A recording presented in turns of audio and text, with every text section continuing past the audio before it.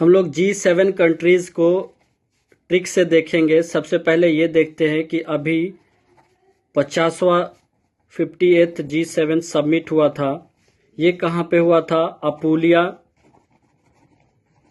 Italy में हुआ था।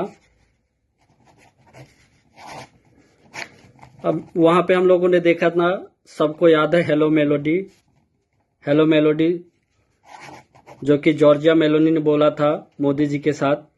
अभी हम लोग देखते हैं ट्रिक से कि इसके कंट्रीज कौन कौन से हैं। तो सबसे पहले इसको याद रखने के लिए हम लोग क्या करेंगे, जूस विद जीएफ याद रखेंगे। J for Japan, USA, Italy, Canada. E for England होता है, तो इंग्लैंड से हम यूके याद रखेंगे। ये निमोनिक्स बनाने के लिए हम लोगों ने किया है। जी फॉर जर्मनी और एफ फॉर फ्रांस हो गए। टोटल 7 कंट्रीज हो गया G7 में। अब हम लोग देखते हैं कि G7 बना कब था। तो ये G7 1975 में एस्टेब्लिश्ड हुआ था। और ये क्यों ज़रूरत पड़ी थी ये बनाने के लिए?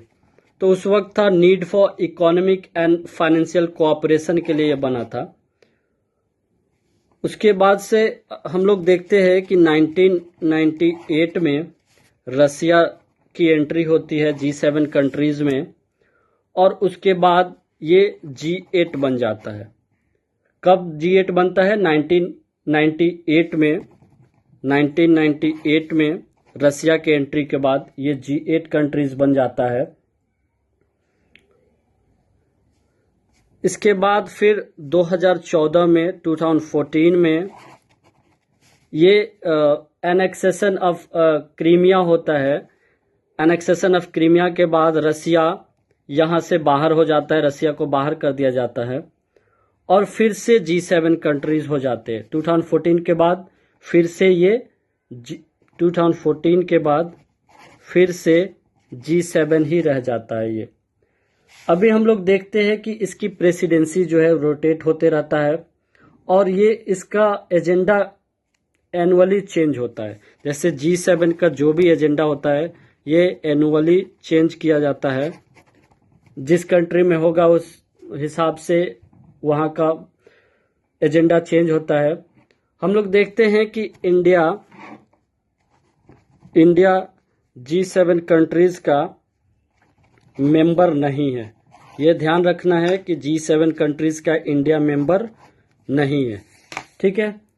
लेकिन फिर भी आप लोग पूछेंगे कि यहाँ पे मोदी जी तो पार्टिसिपेट किए थे इस साल।